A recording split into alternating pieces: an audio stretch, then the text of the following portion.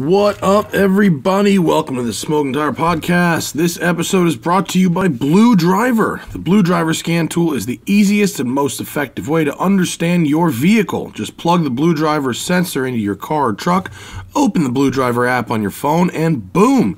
In seconds, you're learning about any issues your vehicle might have. Not only will Blue Driver tell you why your check engine light is on, it can find hidden issues that normally can only be detected by professional mechanics tools. Best of all, once you discover a problem, Blue Driver will suggest verified fixes for the issue. Then you can fix the problem yourself or head to the garage armed with knowledge. Either way, you're going to save time and therefore money. Blue Driver is powerful enough for a mechanic, but easy enough for anyone to use. That's why it's the best-selling scan tool on Amazon. Order one for yourself or give it as a gift. The holidays are just around the corner, and Blue Driver makes a great gift for the auto enthusiast or DIYer in your life. For a limited time, take advantage of our special Smoking Tire offer. Visit bluedriver.com/TST. That's bluedriver.com/TST and get 10% off the Blue Driver today. bluedriver.com/TST. And let's start thinking about Race Chip, guys. Race Chip takes advantage of the fact that many modern cars are turbocharged and supercharged. By using Race Chip on these cars, you can get a boost of performance up to 30% by extending some of those factory restrictions that they put on there for one reason or another. But because the factory hardware is still there, you should not have any issues with reliability. Race Chip is TUV approved. It's easy to install and uninstall if you need. There's an up to 5-year warranty and a 30-day money-back guarantee, and it is plug and play in many different types of modern cars. Control the power of your car with the brand new Race Chip app. Hit them up on Instagram at RaceChipChipTuning. And if you want to increase the power of your car in a healthy way, choose Race Chip for quality made in Germany. Go to racechip.us, that's RACECHIP.us, and use code SMOKINGTIRE to get 10% off your order. Limited to one per customer. Race Chip, simply faster. Get it at racechip.us. Code Smoking Tire. And let's welcome to the show Thinkware. The best and latest dash cam, the U100, is now available. It's able to capture clear and crisp videos of your drive. The U100 is the very first 2-channel dash cam in the world to boast a native 4K UHD front and a 2K QHD rear resolution. In addition to just amazing video quality, the U1000 can also save you money with its speed, its red light camera alerts, or make you a safer driver with lane departure and front collision warnings. With the convenient remote live view and parking impact alert cloud features, you can instantly check on your car and be notified of any potential hit and runs. The U1000 and Thinkware's full range of dash cams are available online and in-store at thinkware.com, Best Buy, and Amazon in both the US and Canada. Coupon code, here it is, SMOKE20, SMOKE20. You'll get 20% off any regular price Thinkware dash cam. Use code SMOKE20 and go to thinkware.com to redeem the coupon at checkout. Available in both the US and Canada, but only at thinkware.com. 20% off the retail price at thinkware.com with code SMOKE20. Alright guys, on this episode of the show, I'm up north in Santa Rosa for a memorial for my friend Carl, thrown by Chef Guy Fieri, and joining me is my friend Greg Opie Hughes. We're taking a break from the official festivities to take a drive in the Porsche Boxster Spyder to go get oysters in Point Reyes. And so this is us on the road, me and Greg Opie Hughes of the Opie Radio Podcast on the Smoking Tire Podcast. What up, fools? This fumbling fucking idiot over here is a professional broadcaster. Check. Hey, check. Here, you want a slate from... Are you rolling? You speeding? No. I am Speeding? I am speeding. Okay, here's a slate for you. Thank you. In case you want the video. And with that said, welcome to another Opie Radio Podcast, but also, I guess, the Smoking Tire Podcast, because you're... Then turn right onto Railroad Street. You're also recording here. We're going to share this one, right? Yeah, why not? Smoking Tire Podcast / Opie Radio Podcast / Google Maps Voices. This is the Google Maps Voice Hour. Why does it have to be so loud? It probably doesn't. Hold on, please. When the next time she talks, if I turn the volume down, she should probably shut up. I could probably also actually mute it.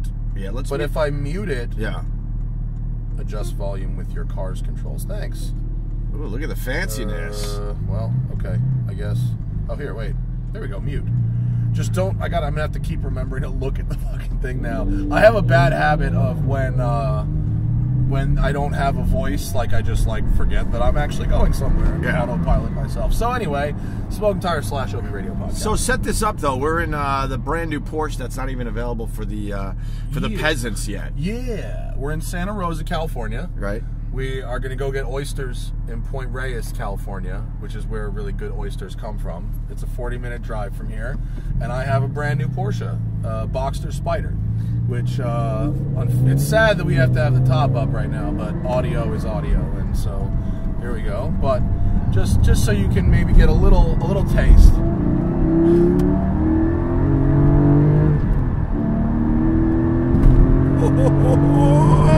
Okay. Oh no! What did I tell you, Ope? What did I tell you? What did I tell you? If I don't have the thing, I missed the exit. I just drove 100 yards and missed the first turn because it wasn't talking to me. That's what we get. That's exactly what we get. And now it gave us a shorter route to get there, but it's not the route I wanted. I wanted to go like the nice way. Yeah. And by missing that turn, it put us on the highway. So actually, I'm gonna. So what I'm thinking is, you don't want to be on this road because you'll go a lot slower. Hopefully. No, it's not that. But if we're doing a podcast and we're doing a video version of the podcast, at least for my people, they don't want to look at a highway. They want to look at open road, a good road. And so if we're in this nice part of the country, we should look at we should do that. So I'm gonna go back and we're gonna go the other way that I wanted to go in the first place. All right. Can I for our purposes in this podcast, it doesn't matter, but it doesn't matter. Can I confess something to you? And it's the first time I'm confessing this to obviously a lot of people because it's now on my podcast. That's exactly what I was going to confess to you, by the way. That I'm fucking petrified of being in a car accident, and that's why I don't like going fast in cars. You're petrified of being I'll tell you all why. the time? You're petrified of being in a car? Or being in this car with me right now, you're petrified of being in a car accident? No, I trust you. I respect you. I know you'll do the right thing for me because I'm kind of not a car enthusiast. Yeah, I'm kind of a bitch. But I'm gonna be real for a second, if you don't mind. Real. So back in around 2000, I was T-boned when I was up in Rochester with Brother Weeze. I've told the story many times on the podcast. Remember this. So that scared the shit out of me. And then in 2004, my dad was T-boned and did not survive the accident. I could see how this would be a problem. So with that said, and I've never admitted this to anyone really, I don't like being a passenger in a car ever. I understand. I drive all the time. I don't even let my wife drive us for the most part. Really? Yeah, Oh, okay. yeah. I hate being a passenger. I feel, and it's stupid because it's nonsense. But I feel like if I'm in control, I feel safer. I understand that. That's a fairly common thing, actually. In general, I feel the same way. With driving, I mean, in general, I trust myself to do the right thing, and I practice driving, and I pay attention. I don't drive and text and whatever, but I kind of have to bite my tongue a lot, and I had to realize not everybody is gonna drive the way you do, but still you're gonna get there most of the time and it'll be fine. And, and my wife, who is just amazing, she tries to help. Like, she knows I have to drive so much for work that, like, when I'm home and we're going to dinner or whatever, you know, she'll drive, and she thinks she's helping, and she is helping by alleviating for me. But when I'm not driving, I'm co-driving. I'm like navigating, you know, and I'm like, it's faster if we go this way, and get in the left lane here because it moves faster. And she's just like, shut the fuck up. You're supposed to not be driving. I am going to follow the car in front of me, and we will get there eventually. I should add to this, by the way, that my wife's a much better driver than me. She hates my driving. Oh, really? So, oh, yeah. So it's complete nonsense. I would probably be safer if she was actually driving. So I just wanted to confess that today. I've never confessed that to anyone before, but especially the death of my dad, I get triggered pretty easily. I'm not. But I mean, I know I'm in good hands. And but I don't know. What are you gonna do? It's weird that it has to do with, because it seems like there's a guy in a Cayman next to us gave us the old Porsche. I saw that. I saw that. It's what I find strange about that is it doesn't seem like, at least you haven't told me I don't remember the details of the accident in Rochester. I don't know the details of the accident of your father. Did those T-bonings happen because you were not driving? And if you were driving, then they would not have happened? Is that, I mean... Oh, yeah. No, actually, I think we did talk about the Wheeze accident. I wasn't driving. I was a passenger with the airbags that went off. Oh, right. And then we saved ourselves and left our ladies at the time in the car. We got T-boned pretty much sideways. All four tires blew out. Almost hit a total pole. A pole. And it was because Wheeze wasn't paying attention, and we were stopped in traffic, and everyone said you could take the left. They waved us through, but there was a turning lane where this guy was just flying, and we got T-boned. And then when my dad's accident, we lived on a very, very busy road out there on Long Island, and we lived around a curve. And didn't like cars come through your house all the time or something? Oh, we had many, many accidents. We had one in the middle of the night where I remember being in bed. I was just a kid, and all I could hear was it was a summer night, so we had all the windows open because we never had AC. We had fans, and all I heard in the middle of the night was "Help me! Help me! Help me!" And my dad went out there, and there was a car upside down on the roof. Oh my God! And there was an electric line over the car, and my dad could have got electrocuted, but he saved the guy. And then we had another one. We had a guardrail because it was such a turn. I love telling this story. I know I've told it before on the podcast, but then I'll get your reaction as a car guy. Yeah. So there was a guardrail that was about 100 yards from our house because the town was so sick of cars flying, coming home from Huntington drunk, and going off the road at this particular section into the woods. So they put a guardrail so they could kind of bounce off that. The problem was, though, they would bounce off that guardrail, and then they would be directed right towards our house. And we had a drunk driver hit our house going about 70 to 80 miles an hour. Like after like a hockey puck going around the boards? Yeah. No, it ricocheted, it bounced off. Oh my God. And this guy hit so hard we couldn't open the front door of the house. Now they got to put another curved guardrail in front of your house. I've seen, there's always a story like once a year you read it in the paper or something where it's like, ladies, car goes through in ladies' living room for third time. Yeah. And then they have to put then they put like a big pile of like the anti-homeless rocks in front of her house. You know what I mean? But let me finish the story. So then he popped off a curb that was like, we put cement all over the place. That was one way my mom kept us busy and out of her hair. So we had to cement. I'm really good at cementing. So the car hit one of our cement paths and bounced up about 5-6 feet.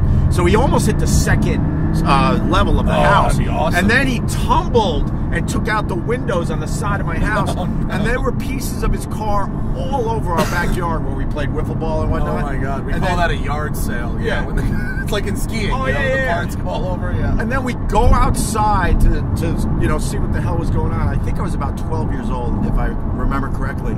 This guy was staggering around our yard. He survived the accident, no problem. And the reason he was loose, right? Because he was wasted, probably, right? And the best part of this whole story is he was going into Huntington because his friend was in a drunk driving accident an hour or two earlier, and he was going there to see how he was doing. And then on his way back home from visiting his friend, he was in this horrific accident outside our house. That is crazy.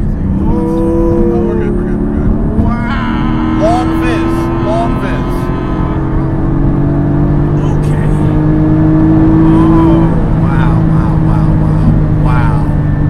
fizz, we call that.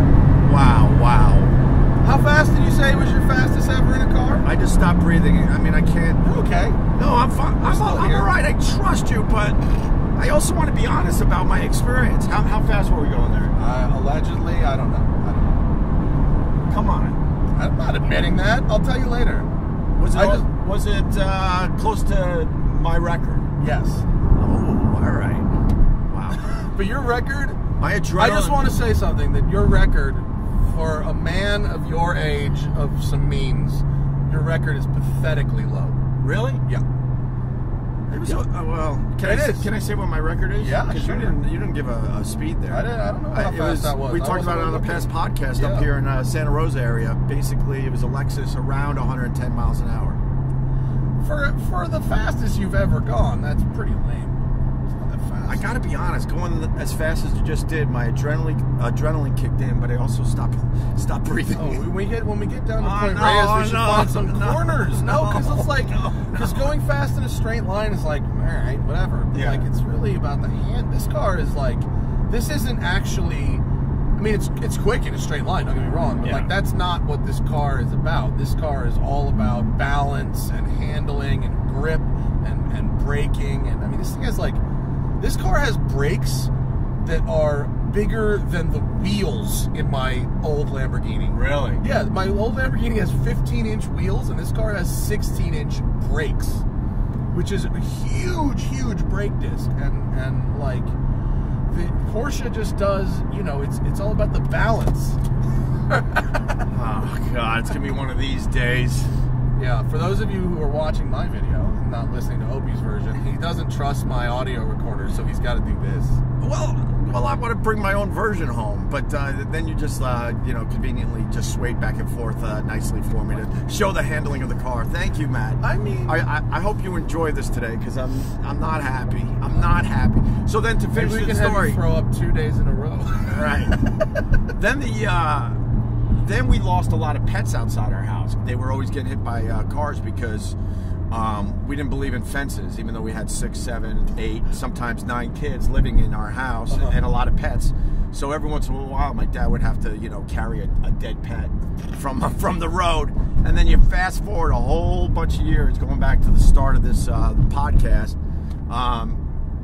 It was such a dangerous turn on a busy highway that the rule in our house in general was do not take a left out of the driveway. Okay. Just do not do it. When I got older, and I was a little cockier, I started taking lefts, But in general, my mom and dad. Just to hear you say that, when I got older, a little cockier, I started making lefts. I know it sounds lame. You rebel. I know it sounds lame, but it really was like you had to be on your toes because they came around this turn really fast. Yeah, it was a super blind. Yeah, right? Super blind. Yeah. And that was our fault too, because we probably could have cut down some of our hedges and stuff and made it a little easier.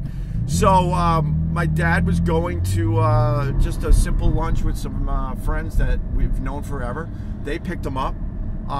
It didn't help that the guy driving only had one arm. He lost it in an accident, an accident at work or something, and threw machines or something. But he had one arm. But I mean, he was more than capable. Yeah. And he wanted to take the left out of the driveway. My mom was begging him, "Do not take that left. Do not take the left." And he was basically like, "I got this." And he pulled out, and bam! They got T-boned. My mom. Wait, that's the. Right. Your dad got killed in a car accident in front of your house? Yes! Oh my God! Now you know why I'm triggered. Oh, because it brings up so much. I didn't know that part of that story. I didn't realize it was right in front of your house. But my mom took the brunt of the crash. She had some broken bones and stuff. But my dad was sitting on, the back seat opposite of the driver. And because he was on all sorts of blood thinners, because his heart was in bad shape at this point, 74 years old, he took a couple hits to the head, and he probably would have survived, but because of the blood thinners, his brain swelled, and he never came out of the coma. But what sucks about it is the fact that when the emergency crews came in the ambulance, he walked himself to the ambulance, to the back of the ambulance, gave all his info, his name, all this crap, and sat in the back of the ambulance. And by the time they got to the hospital, he was already in really, really bad shape. That's so fucking crazy. That's so sad. But all right, now I'm not going to make fun of you anymore about the left. Sorry. Yeah. No, it's okay. It's all right. But I want to be honest, you know, what am I going to do? That's honest. So, that's so wild that, like, all of that, like, you know, you make a rule and you know, and it literally is. It's like not following that rule that actually ends up killing him. Like, it's so crazy. Yeah. And, you know, and it was because someone else thought they could take that left, so. That's fucking crazy, man. You just, like, established wisdom.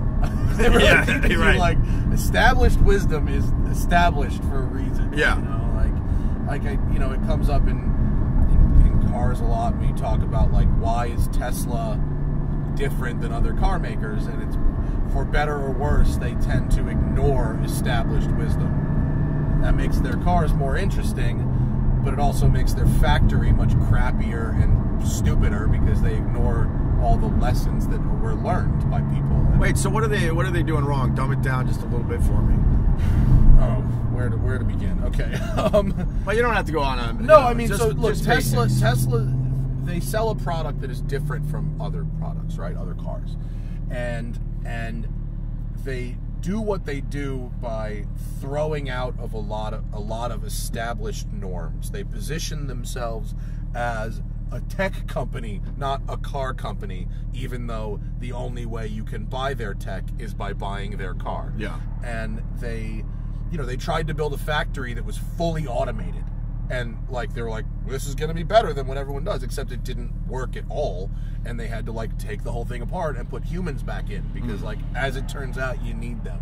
You know, so it's stuff like that where they in pursuit of the now and in pursuit of the glitzy new tech toy they can sell you and perpetually keeping the hype machine going, they ignore the boring, tedious nuts and bolts of actually building cars, which is not exciting, not sexy. You can't hype it up. It's not the next new thing. It's executing the thing you already hyped up and said you knew how to do. And this perpetual catching up to your own hype machine, as opposed to, let's call it Porsche, like the car we're driving right now.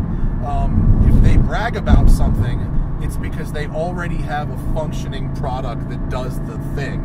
You know, Tesla went out to the Nürburgring, you know, the racetrack, the Nürburgring, right, in Germany, and after Porsche went there and ran a 7-minute and 42-second lap time in their electric car, Tesla was all, you know, how hard could it be?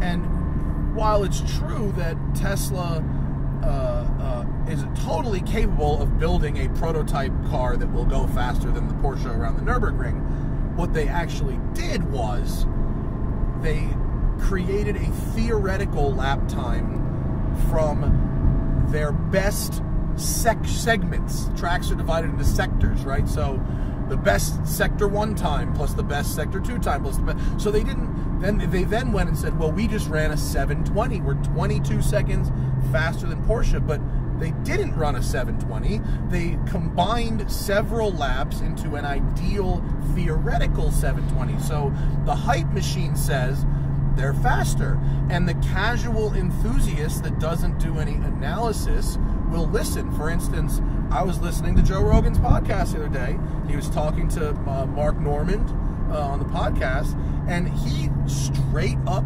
parroted the 720 lap time.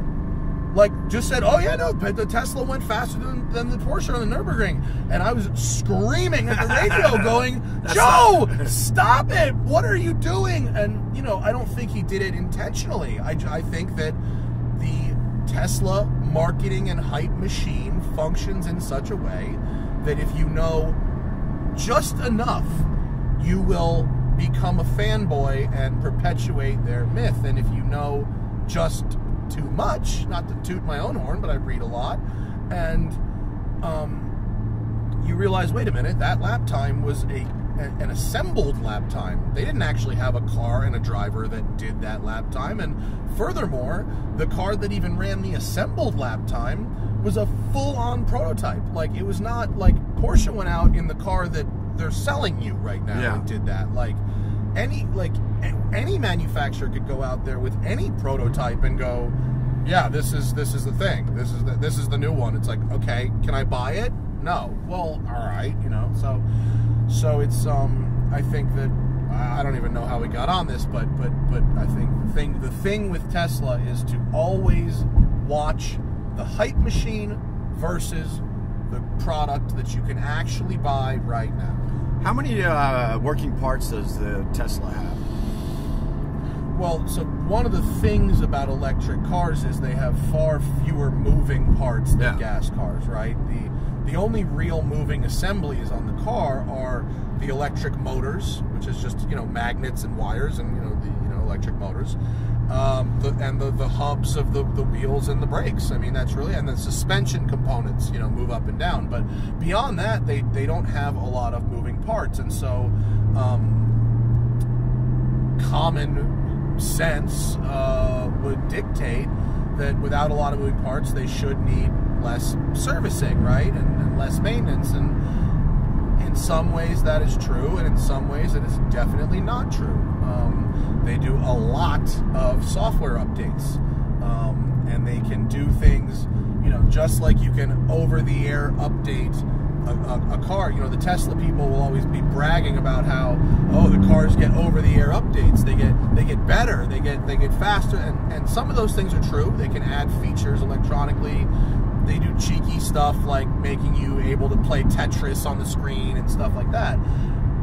But anything they can give you over the air, they can take away, right? Right. And so Tesla is not in pursuit of longevity in their cars. They want to sell you a car now. They're looking at the first buyer, and they don't care if that car lasts a very long time. They just don't. And they don't do the kind of durability testing that other manufacturers do. And they don't do the type of hardware constriction that other manufacturers do. Tesla doesn't have any special battery or motor technology. They're just willing to push the limits harder in that software because their durability cycles don't intend for the car to last as long as really any other company. Wow. You know, I asked General Motors why the 2019 Corvette has a 720p data recording camera, like not even 1080, like what the fuck? And they were like, that camera has to be in direct sunlight in the desert of Dubai for 10 years and work. That's the durability cycle of that camera. And I was like, but even my cell phone camera, and they're like, you think your cell phone camera would survive the kind of treatment that this camera will survive? Like, not a chance. And so Tesla, for instance, they got that big 17-inch screen in the Model S, right? That's not an automotive-grade screen. That's like a consumer-grade screen like you'd have on a computer. It's not designed to withstand the heat, the vibrations, the stresses of being in a car. And so what you're starting to see now are the early Model S's from 2013 and 2014 are starting to have a lot of problems because that hardware was really short-term functionality hardware. The reason Teslas accelerate so fast and the reasons their battery range is better than other cars is not because they have some magic secret that no one else can do. It's because they have ignored the commonly accepted durability requirements for batteries and screens and stuff like that that go in cars. And so if you're willing to go, we're a disruptor, it works fine, you know, they're just lazy, they're just slow, we move fast. Yeah, okay, partially true, but you're also ignoring a lot of stuff. And so, you know, I like driving their cars. Whenever I drive Teslas, I actually enjoy them. And so I find it's important to separate how much you enjoy the product and whether or not you think it's a good product. And I think for the most part their cars are fine. But you know, the CEO of Porsche or GM or Ford or BMW, they don't like worship them like the way that people like worship Elon Musk. It's weird and creepy. Yeah, he's like a cult leader. And it's not like he's that smart. Right. Like he's very creative. He is smart. I'm not gonna say he's not smart, but like he's not the one who programmed the trajectory on the landing rocket. He didn't do that. He told some very smart people, we're going to work on a rocket system that can land. And then those very smart people were left to do their work quietly. You know what I mean? But it is cool as hell when those rockets come back to the launch pad.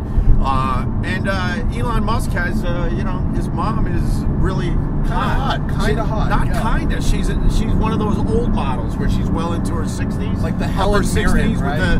with the all gray hair, and she's sexy as all hell, man. I gotta say, it's countryside. This is so beautiful. It is beautiful. A couple observations, because Matt Farah from the Smoking Tire, he's filming this whole thing, and I'm sure he's going to give me some of this video, which will be nice. Yeah, you'll see my petrified face. But as he's breaking down the whole electric car thing in Tesla, I barely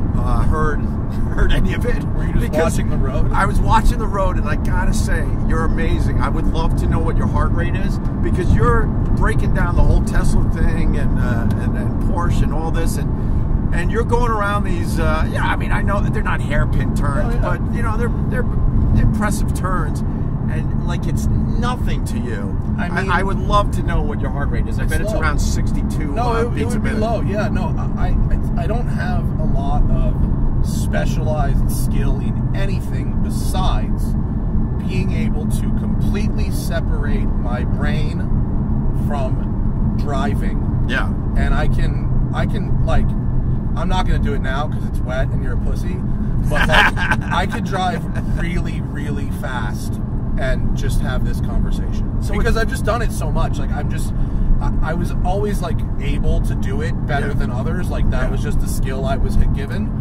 And I'm very lucky that I can do it, and other people find it very hard. Yeah. But like with practice and stuff, like I can go 80% of race pace and just talk to you like this. Well, yeah, we talked about it. I mean, you went from Venice Beach all the way up here in Santa Rosa, and what was it, 5 hours, 45 minutes? 5:31. 5:31. Yeah. 5 hours, 31 minutes. That is It was a good drive. Unbelievable. It was a good drive. Yeah, man. I love those drives, though. I'm an early riser. Yeah. And waking up, you make that coffee, you get in the car when it's still dark, especially in LA, because you can't fucking move in LA, right? The traffic is, I know we complain about it a lot in LA, but it's real and it's horrible. And so to enjoy LA's freeway system at 4 o'clock in the morning with nobody on it is spectacular. So obviously a lot of car enthusiasts get up real early to do just that, right? Yeah. I mean, it's, where we drive in LA is, people don't think about LA as being surrounded by this spectacular mountain range, which it is. And so all the roads that are, up in the mountains are really, really beautiful. And is there... I don't know. Oh, there's room. Oh, We're going to do one. Oh, my God. We're going to do one. Relax. And then we'll do the other one in a minute. When we have more visibility.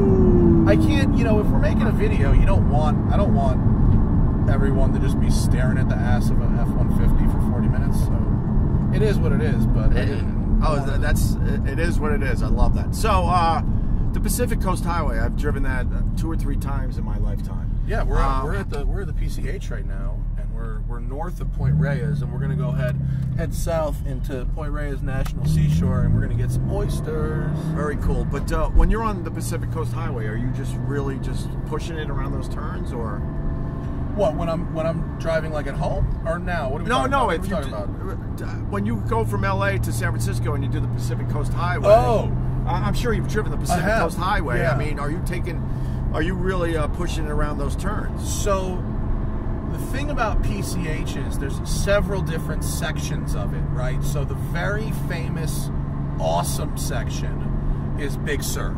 Yeah. That's like... I love that area. It's one of the best, most spectacular drives you could ever do. But, look at this collection of shitty used... We got an old Corvette here. I got a great Lincoln Mark 7. I like that Jeep. That beat Jeep. That's like for your beach house, right? I need a beach Jeep. Right. Oh, and what's happening here? Valley Ford Market. There's a lot going on here. A bunch of bikers getting out of the rain. But this cheese place. Let's hit that up on the way back. I like that. Oh my God, we're almost antiquing at this point. So we're gonna stop and do a little shopping in the countryside. Yeah. So you got PCH up here that people actually use to get around, and it's beautiful, but it's more of a normal road. You have PCH down by me in LA, which connects LA to Malibu, and it's pretty along the ocean, but like super heavily trafficked. And then you've got the Big Sur PCH, which is really, really good. But it's always super slammed. So if you want to drive it, you have to leave south from Monterey at like 6 a.m. and you'll have the best drive of your life. Okay. And you can and then you can push it. Otherwise, it's going to be like it is right now, where you're stuck behind vans and RVs and stuff. Oh, that's too view. bad. I'll enjoy the view. That's just too bad for you. But I'm more of a enjoy the view type of guy when I'm on roads like this. Well, it's fine. I mean, there's nothing wrong with that. You can have both. Like how much does it suck that we're obviously becoming friends, possibly good friends, and I'm not. I'm so disappointing. I don't imagine. give a shit, dude. Do you know how many people message me on Instagram or whatever, and they're like, do you ever want a dude to have a beer and talk cars with? Like, you think I need more of those people? Good. My life is full to the brim of have a beer and talk cars. Well, we're sharing this podcast. There was something I want to talk to you about that I heard on the Smoking Top. Oh, no, it might have been the Watch podcast with Carl. Yeah. We're up here in Santa Rosa because Guy Fieri from Grocery Games did a whole tribute show for our friend Carl. So we all have been hanging up here, hanging out up here for the weekend, whatever. And you broke down the difference between Anthony Bourdain and Guy Fieri, and I thought that was kind of fascinating. Well, there's the two key differences. The one that Carl and Guy noted when they did that awesome bit of radio with you is that Anthony Bourdain would not want to ruin the authenticity of whatever the spots was that he would go to, and so he wouldn't really tell people where they were or what they were called. Whereas Guy is like, I want this guy to make $1 million. Right. Everybody, go eat this guy's food, and so that is just So it had to be frustrating for the places that Anthony Bourdain went to, because they weren't really getting a lot of business out of those shows, although some people figured it out, obviously. But yeah, you're right. Guy Fieri's like, I love this place. You're going to love it too. Come down and, eat here. And actually what I heard from Carl, and I think you could probably confirm it, I think he said it more than once, was that Guy would have a team that would actually help prep these businesses for the inevitable rush of customers once the show aired. Because I guess there's like some real hardcore like Triple D road trippers that go to everywhere. Yeah. And I guess these people make money, and that's good. I liked both of them. I mean, Guy Fieri did my show a lot, and so did Anthony Bourdain. And me and Anthony Bourdain, we hit it off. I found him fascinating, and I loved his TV show because of how it was shot. And I believe he was the writer on it, or the main writer, the head writer. His writing skills were unbelievable. I don't think he was great on camera by any stretch of the imagination. But do you see, when you go back and watch the show, like I broke it down because I wanted to like kind of knock it off a little bit, and I mean that in a complimentary way. I've always tried to pitch this sort of Bourdain-style car show, right? Which is basically would be a show that explores people against a backdrop of food, right? And so we did a frame-by-frame analysis of his show, literally by watching episodes and just writing down what he was doing. And so it's like 15% brooding Anthony walking around and looking at shit. Yeah. And like 10% Anthony drinking beers by himself. Oh, no, for most of the filming of that show, it looked like he was simply hungover. Now I got another car question for you. Hang on, before we finish this, go. The interesting thing about Bourdain's show versus what Guy does is Guy is really that person all the time. Oh, yeah. And he doesn't have to write, he doesn't have to think, he doesn't have to analyze. And I learned that when he did 3 hours of radio with you and Carl. I was like, oh my God, this guy is so authentic. Whereas Anthony never really said anything poignant or controversial in the moment. He always went home, thought about it, wrote, and then it came out in the voiceover later, which is just two different approaches, and I think Guy does his approach well and Bourdain did his approach very well, but if either of them tried to do the other one's approach, it definitely would not have worked. Yeah.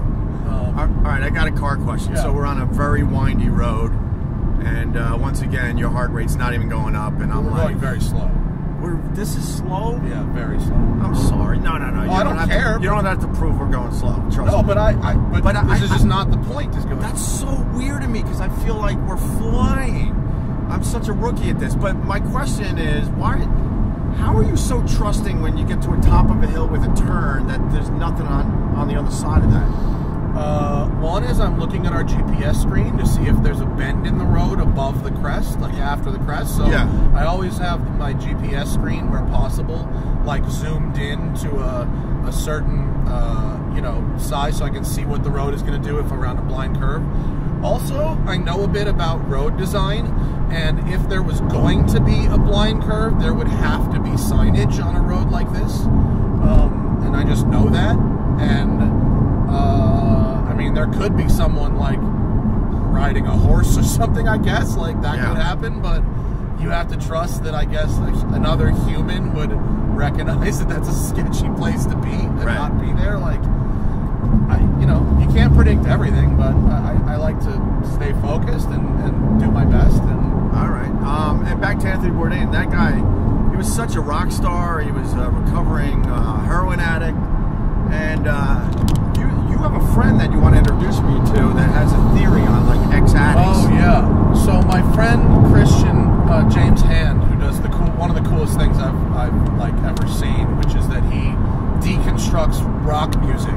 He gets the original like master tracks, the stems, and so he breaks it down like with historical context. So you listen to just the bass line of Bohemian Rhapsody or whatever. Oh, wow. But it's not just listening to the bass line, it's also learning about the bass player, which I think was Roger Deacon, right? I think so, yeah. And or in whatever it was, he gives a detailed analysis of the song track by track, and also the circumstances surrounding its creation. It's fucking great. And he does it live on the radio on KLOS in LA, and he tours LA, New York, and San Francisco and does them live. I'll get you set up at one in New York. I would love to talk to that guy. But he's been in music forever, right? He was a touring musician with what was it? Fucking PM Dawn. He played in PM Dawn, and he played in with the RZA's side project, the Gravediggers. Remember that? He was in Gravediggers. He's a white guy, mind you. No kidding. Yeah, and he's so interesting. But he has a theory because he knew Chris Cornell, and he's been around a lot of like heroin use and those types of depression and issues, stuff like that. His theory, which I think I don't have any scientific evidence to back it, but he said, so for ex-junkies who are staying sober, the only high that comes anywhere close to heroin is autoerotic asphyxiation. That's and I mean, obviously the people who have hanged themselves, Chris Cornell, Anthony Bourdain, they had demons, you know what I mean? But the circumstances in which they hung themselves didn't quite line up with a suicide. You know what I mean? It's like, Anthony Bourdain was going through some shit, but he was also like, living quite a life and by all accounts doing well, I think. And Chris Cornell seemed like it was kind of the same thing, and so this was a theory.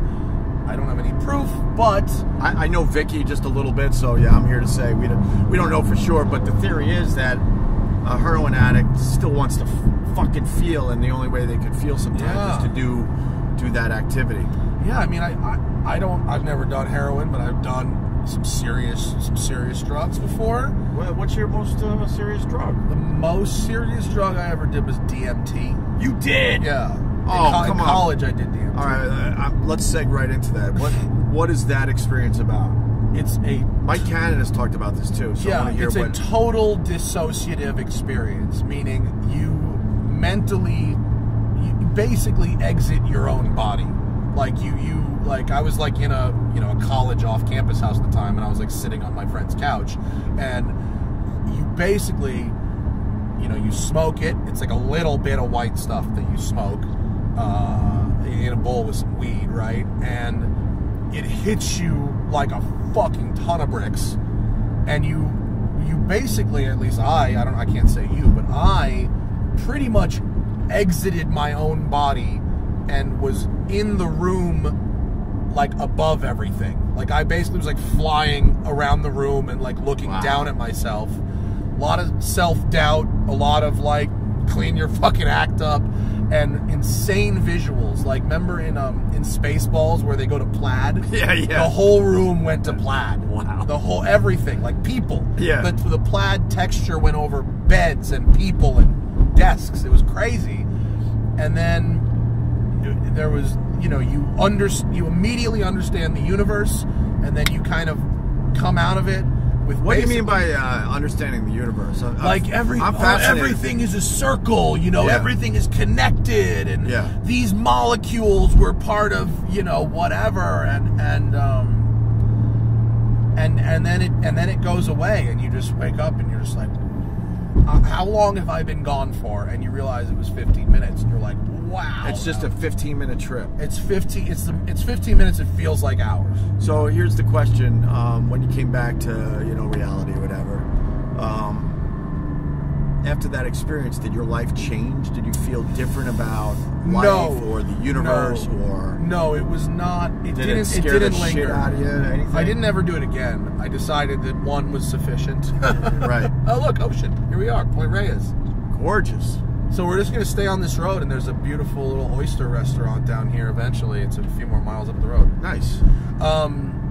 This fucking view. I love this part of the country. It's so pretty. I love it. It's so pretty. I would rather be looking at this view with my wife, but what the hell, me and Matt. Whatever. Doing a little antiquing on a country highway and having oysters.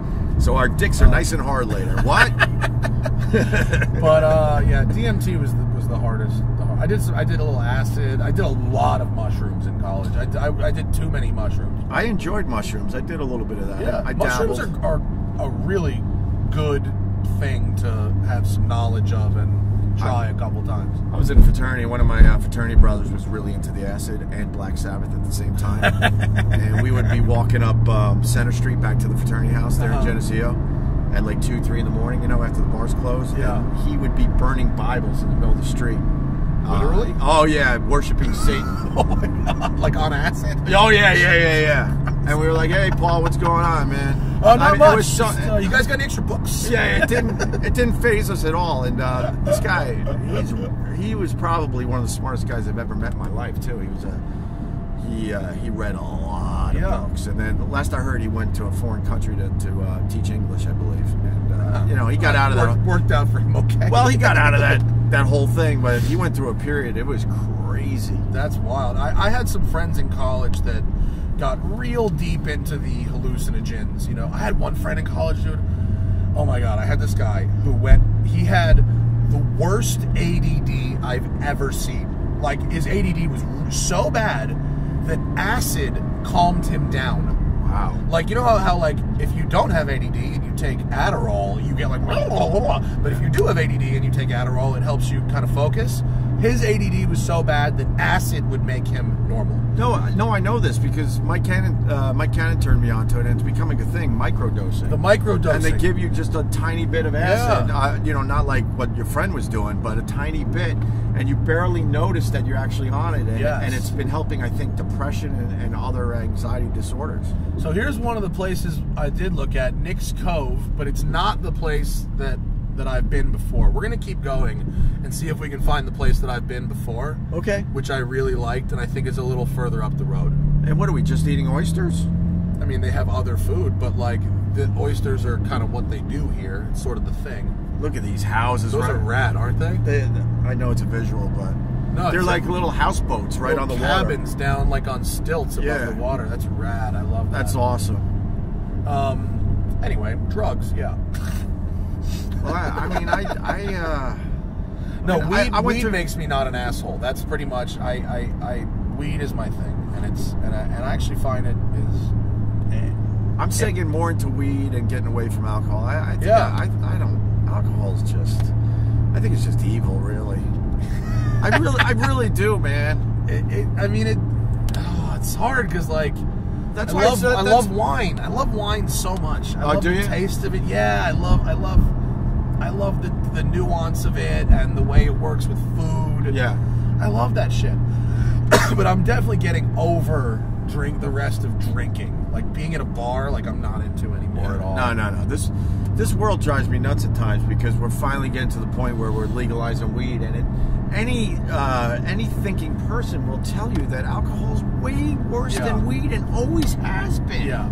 But the stupid fucking government couldn't figure out how to make that weed thing work, but they were able to obviously make the alcohol thing work. Yeah, it's insane how much worse alcohol is than weed. It makes me really happy, at least where I live.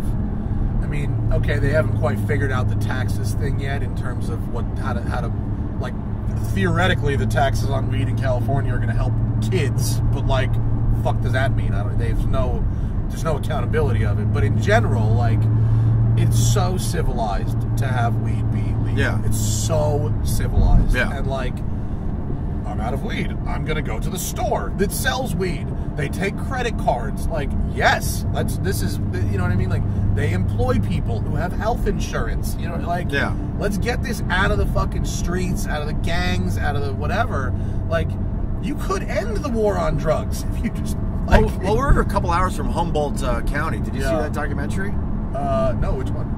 It's about the whole weed trade and how it started in Humboldt, County, and it was an honest living for the people up there and the way they made their money, and but then unfortunately it was a lot of hippies and earthy people, and then all the gangs came into Humboldt County, and there's a lot of missing people up there because a lot of people were getting killed over the weed trade. They were like, but then they legalized their farms, right? Yeah, and then they legalized it, and a lot of the old timers like, it's even worse because they legalized it. They would rather have it how it was back in the day when it was illegal. So the problem with the legalization is, they'd said because the government's getting their greedy hands involved way too much. Right. So when they could grow in Humboldt in sort of the gray area, right, the medical area. Yeah.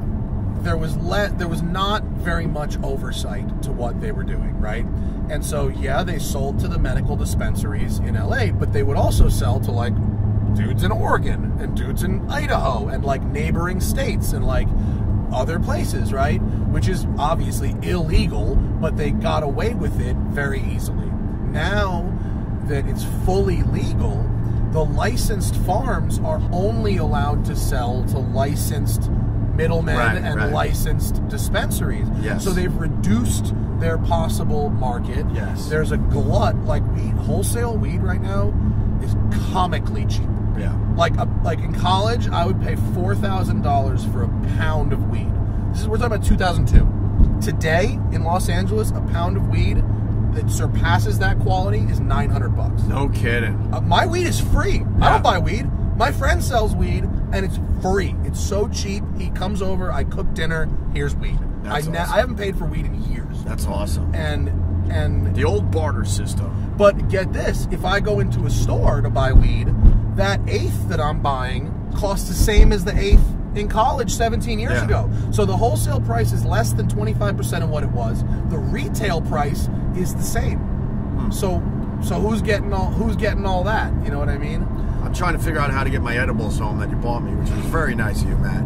Very nice. This is not a legal opinion, but let me just say that of all the airports in the nation, there is no chiller airport to carry weed through than SFO and LAX. All right. Those are by far the chillest airports to exit with weed. I finally came up with an idea, by the way, because at Guy's grocery games, we were trying to find gummies, because at that taping, it was amazing, because Guy was basically saying, grab whatever you want in the grocery store, because it's all real stuff there. I couldn't believe how real it was and how stocked the shelves were, because like we said, I really thought that it was like a facade. There was just only one, but no, it's stacked all the way to the back of the you shelves. Think the shelves would have like one bottle of sauce and then a cardboard thing behind it. Like, no, there's 20 bottles of sauce there. And another thing that makes Guy Fieri, he's such a great guy, donating food left and right, because he needs the meat and the produce to, so it looks good when filming the show. Nice. Hog Island Oyster Company. But the stuff gets old fast, so